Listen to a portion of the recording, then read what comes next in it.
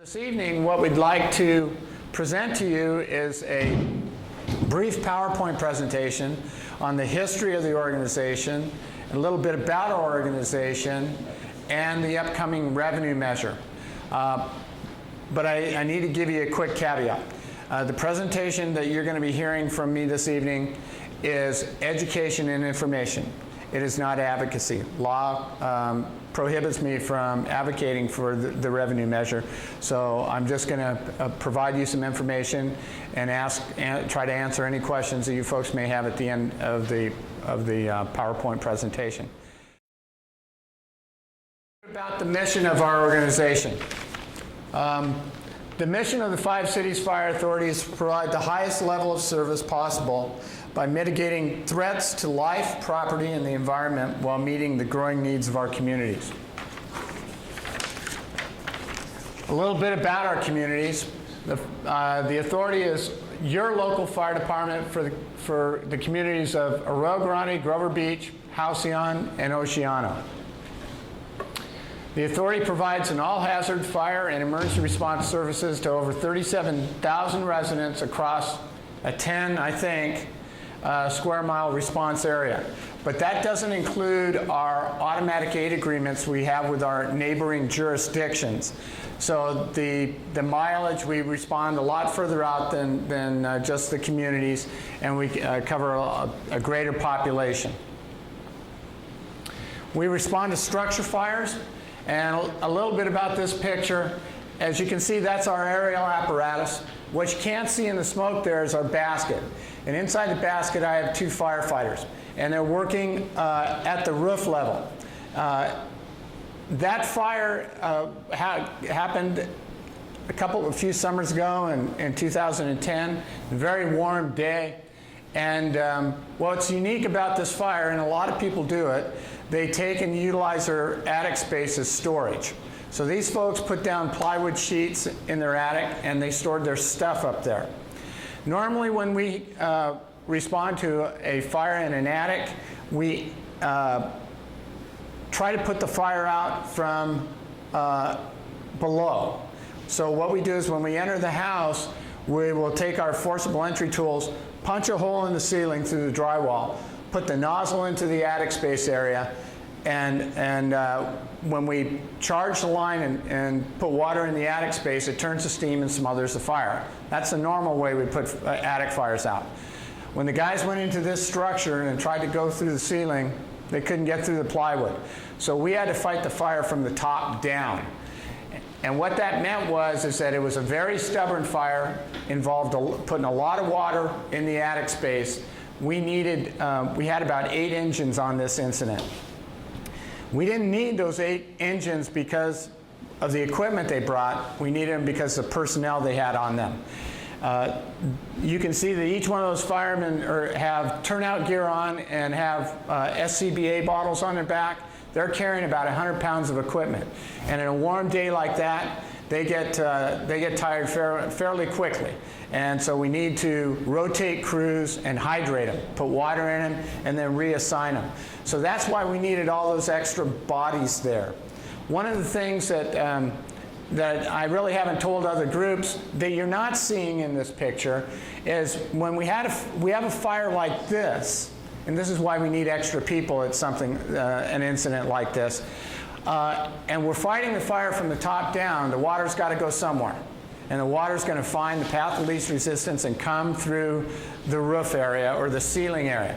So we had several teams of individuals inside the house moving furniture to the center of the rooms and placing special tarps over that furniture.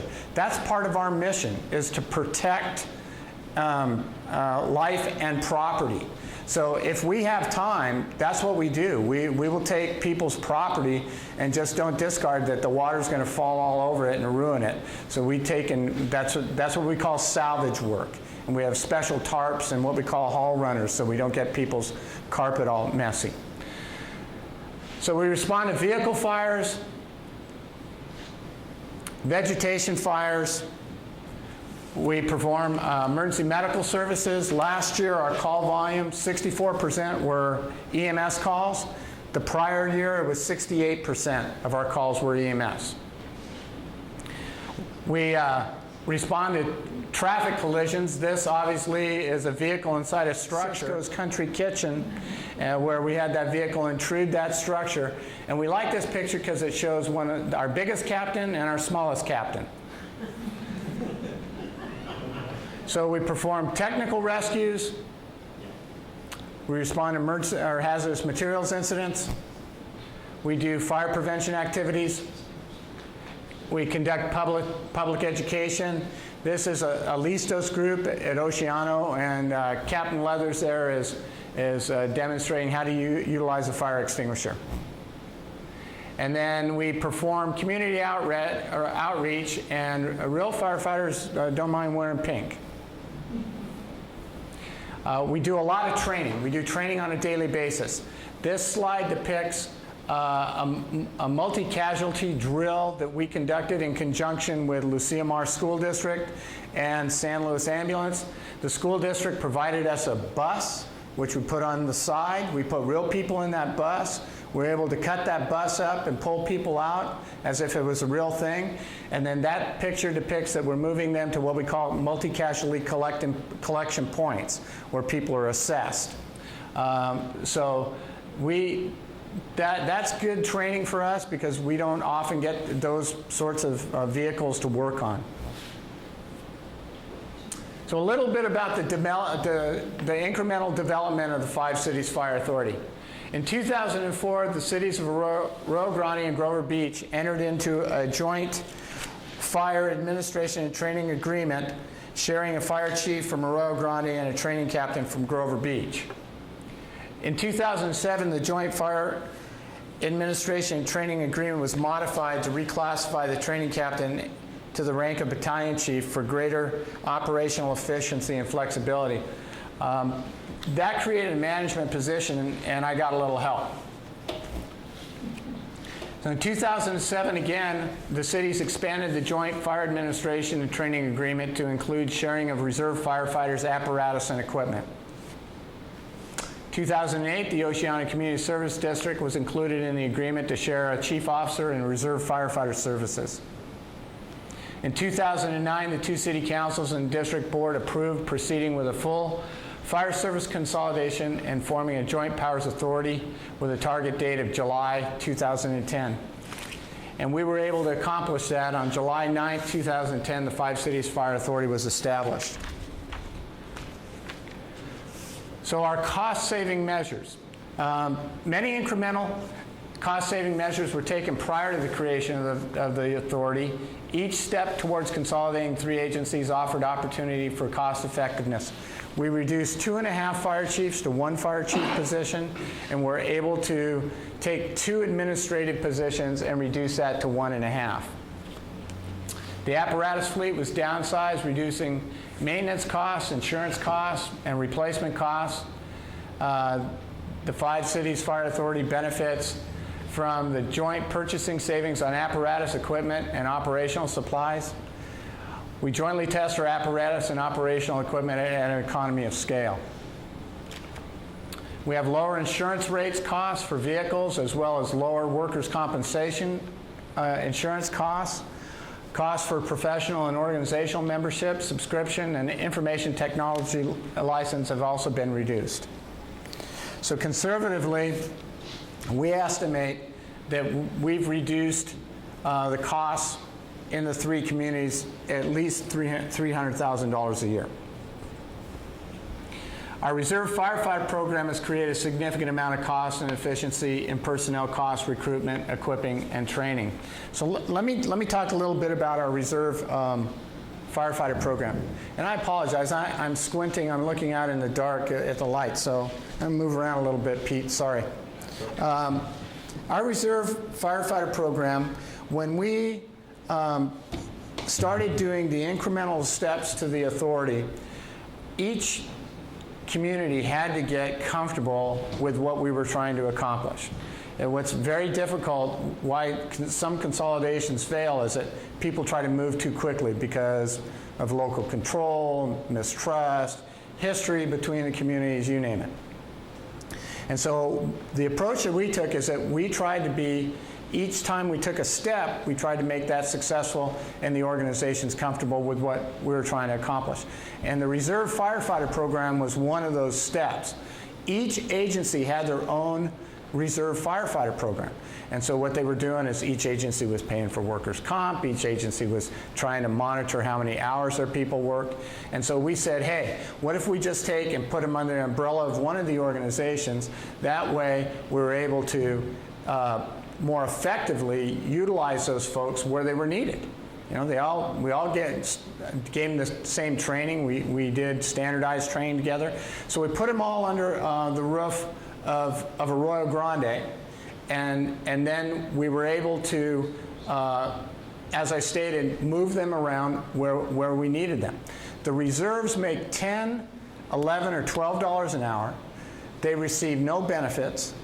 They come to us with almost 800 hours of training before they can even apply for the position and ride our apparatus. The thing that they get out of it is they get a foot in the door and they get experience. They get to ride on the engine and go on real calls, fight real fire, do real EMS, and that's a resume builder for them, because most of them, this is their career choice and they want to get a job and move on. For us, it's an extra body on the engine. So we have 3 reserves on duty daily. And it's a very cost-effective program, win-win for the communities. The revenue assessment will improve communication and dispatch services, establish a capital apparatus replacement program, establish a capital equipment replacement program, and maintain current firefighter staffing. Those are the 4 core areas that the revenue measure will provide for. A little bit about communications dispatch services. The dispatch services for the authority are currently provided by 2 member agencies, the City of Arroyo Grande and the City of Grover Beach. Now, the City of Grover Beach also provides dispatch services for the Oceano Community Services District. Dividing dispatch services between multiple providers decreases service effectiveness. And once a unit is dispatched, a second agency might attempt to dispatch that same unit again. So a unified single point of contact dispatch will more safely and efficiently serve our communities. We'll talk a little bit about call volume and trends. In 2011, there were 3,012 calls for service. In 2012, there were 3,311 calls for service. Last year, we had 3,366 calls for service. And our responses are increasing an average of 4% a year. By 2020, the 5 States Fire Authority will have about 4,400 calls for service, which is an increase of approximately 31% of our current call volume. And as I previously stated, last year was 64% of those calls, again, were for EMS. Our apparatus replacement. Our current fleet consists of 12 apparatus that will be in need of replacement. The authority needs to ensure replacement of these apparatus at the appropriate time in order to maximize safety and effectiveness for fire suppression and emergency response. Currently, the authority does not have annual funding budgeted for apparatus replacement, and we believe that an established apparatus replacement fund will contribute to the improved safety and service delivery. This is the same situation with the equipment replacement. The authority owns and operates several significant pieces of equipment that require replacement. The equipment includes self-contained breathing apparatus, SCBAs. Those are the tanks I referred to on the backs of the firefighters. A term you might be familiar with is jaws of life. We refer to it as auto extrication or rescue equipment tools, cut people out of vehicles that may be trapped. Fire hoses, nozzles, etc. So the authority needs to ensure replacement of this equipment at the appropriate time in order to maximize safety and effectiveness for fire suppression and emergency response. And currently, the authority does not have an adequate annual funding budgeted for equipment replacement.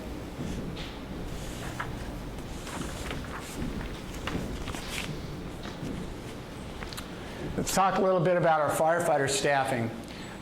Emergency response and staffing levels are described in terms of speed and weight.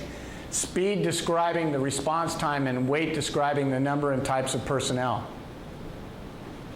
Simply put, the authority is satisfied with our response times, our speed, but has determined that our staffing level, weight, prior to staffing for adequate fire and emergency response grant, our SAFER grant, was insufficient.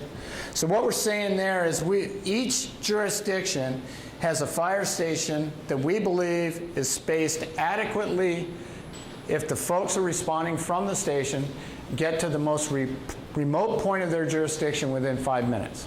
And that's a good response time. So we feel our response times are adequate. What we believe we were lacking or was insufficient was a number of people on those units prior to us obtaining the SAFER grant. So maintaining our SAFER grant personnel will adequately meet our community staffing needs.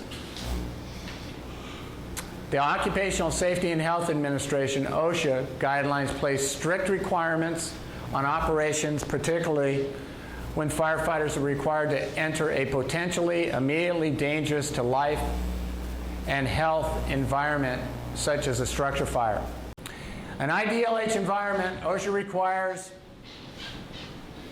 that personnel use self-contained breathing apparatus, and SCBA, that a minimum of 2 firefighters work as a team inside a structure, which we refer to as 2N, and that a minimum of 2 firefighters be on standby outside the structure to provide assistance or perform rescue, which we refer to as 2 out. 2 in, 2 out.